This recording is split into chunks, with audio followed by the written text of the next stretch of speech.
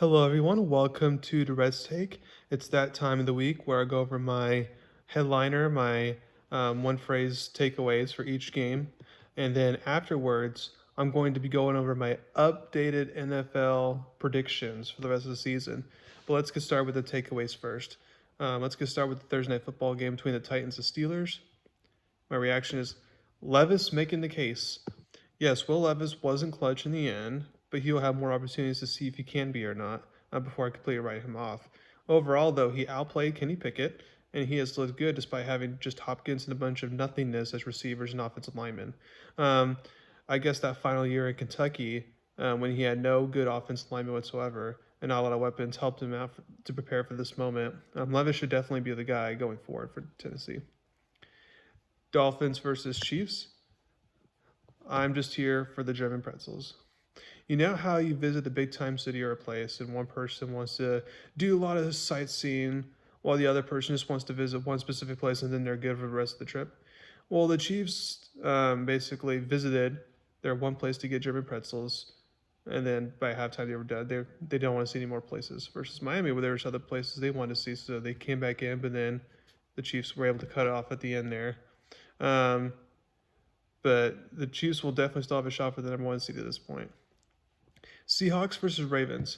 The defense of old. What's different from the Ravens of old and the Ravens over recent years is the defense was not as dominant. Well, this year they are finally dominant. Now, I still wouldn't say they are the favorites to win it all, but they are definitely in the mix for the number one seed and will be a tough out for anyone going forward. Cardinals versus Browns. Tuned out. As expected, rookie quarterback Clayton Tune did not look good, and now Arizona fans will wait and see if this is the week that Kyler Murray will finally play. Buccaneers versus Texans. CJ is the new DJ at the party. CJ Stroud has been looking good as a rookie, and this was one of the best performances by a rookie of all time that he had back on Sunday. The comparisons to him being a mobile golf appear to be true, although since he's more mobile, there's more of an upside there. And now he's already in discussions, for being like a top 15 quarterback in the league already. Vikings versus Falcons. You see the film? The main reason Arizona head coach Jonathan Gannon benched Joshua Dobbs was because he said, according to the film, he shouldn't be the start anymore. Well, after the performance Dobbs had this past Sunday, based off a few days' notice, he has some better film now. Now, I will say that rookie Jaron Hall was playing well in his first drive before he got concussed. So I think he's already out for this week. But then the following week, I think once he clears protocols, he should get his job back. Unless Dobbs just has another outstanding week and gets the Saints goes for 5 touchdowns or something like that. Dobbs is an elite backup. He can win a few games, but he's nothing more. Plus, he may not even be back next year for the Vikings. So that's why Hall, who's the guy they drafted and all that. They need to see what they have in him. And if it's nothing, then they go back to Dobbs to potentially save their season. But it was a big win for the Vikings. Rams versus Packers. Don't be a cheesehead. A lot of Packers fans are going to be like, oh, we're fine now. We got to win. We're good. This game helped us turn a corner. It's like, don't be fooled. Rams were on a backup QB who I don't know. I don't get why this guy is still a backup QB because the few times he's played, he hasn't done anything. And Jordan Love still didn't play great against a suspect defense. Green Bay would have to beat someone legit before I could say they have potentially turned a corner. Commanders versus Patriots. Where's the commander-in-chief? Even though the Patriots are not great this year, I thought against a bad Washington defense, the Patriots could put up some points on the board. And then also I thought, since Bill Belichick usually terrorizes rookie quarterbacks, he can do that against Sam Howell. But now he can't even do a good job at that anymore. I know Bill signed an extension not too long ago, but the Patriots really need to consider moving on. Colts versus Panthers. Do we have a bust? Bryce Young continues to struggle during his rookie year as he had just 1 touchdown, 3 picks in this past game, 2 pick sixes. That was the difference of the game. Now, for a lot of rookies, they get to year 2, middle of year 2, before I start making more concrete opinions about them, because I will admit, Bryce Young does not have a good O-line. He does not have the weapons that C.J. Stroud does at Houston, and then the coaching is still a question mark. But still, it's definitely looking like Carolina fans are definitely, looks like they regret drafting Young over Stroud. Giants versus Raiders. McDaniels who? In the first game post Josh McDaniels, the Raiders played with joy and a sense of urgency it's been missing for a while. Now with the Giants Also now, that with the Giants quarterback Daniel Jones tearing his ACL, the Giants are a bad team. So, but good credit to the Raiders. A win's a win, and they're still surprisingly in a mix for a wild card spot at this point. Cowboys versus Eagles. There's the classic Dak. So Dak would play great. I was impressed. He played really well. But then in the clutch time, he runs out of bounds in the 2 point conversion when all he had to do was just dive in. He would have gotten the 2 point conversion. And that ended up being important because then we're marching down later on.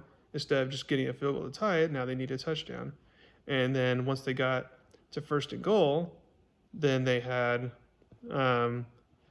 then Dak took a sack, which again, the right tackle for the Cowboys specifically still did not have a good game. I will admit that, but it's like when you're in that situation, no timeouts left. If your first second is out there, you got to immediately throw it away.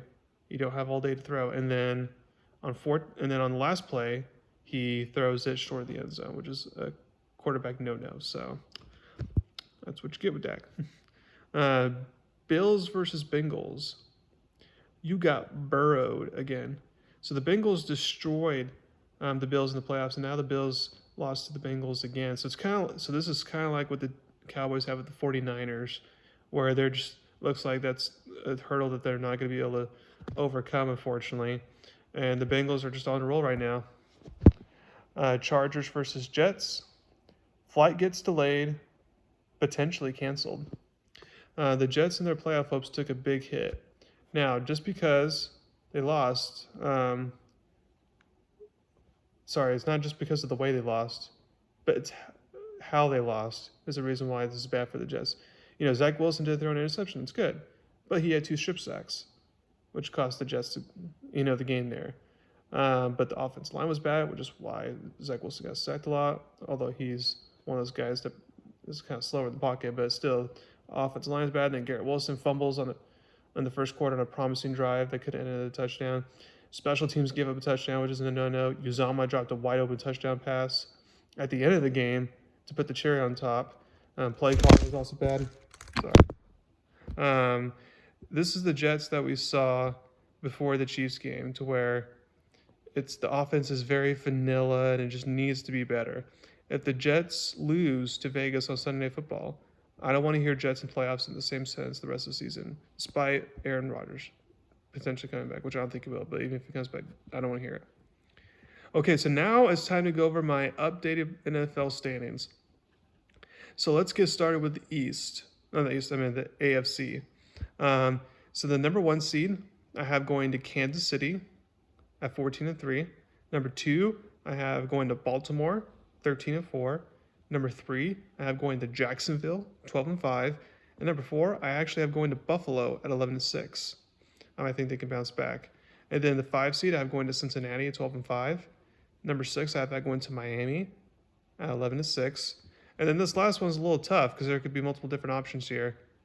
But I'm going to go with Cleveland for the last spot at 11-6. I just feel like that defense, despite Deshaun Watson being inconsistent, can carry them in the playoffs, which means Pittsburgh, Chargers, and Jets are all just on the outside looking in there. And then in the NFC, I got the number 1 seed being Philadelphia, 14-3. San Francisco, 12-5. Detroit, 3 is Detroit, 12-5. Number 4, New Orleans, 11-6. Number 5, Dallas, 12-5. Number 6, Seattle, 10-7. So then for this last spot, Washington, maybe Tampa can make things interesting. I think it's basically down between Minnesota and Atlanta. And I think the game that was played this past Sunday with Minnesota had a tiebreaker would end up being the difference, as Minnesota potentially sneaks in there for the 7th spot. So that's what I have. Again, to repeat, in the AFC, I have Kansas City 1, Baltimore 2, Jacksonville 3, Buffalo 4, Cincinnati 5, Miami 6, and Cleveland 7. And then in the NFC, I have Philly 1, San Francisco 2, Detroit 3, New Orleans 4, Dallas 5, Seattle 6, and Minnesota 7th. Now, again, remember, this list is fluid, so I'll definitely come up with another round of projections once it gets to December. But thank you very much for listening to my podcast today. Please subscribe to my channel to learn about me. if you are a college basketball fan, just a reminder, college basketball season starts, so tune into those games this week. Thank you very much. You have a wonderful day.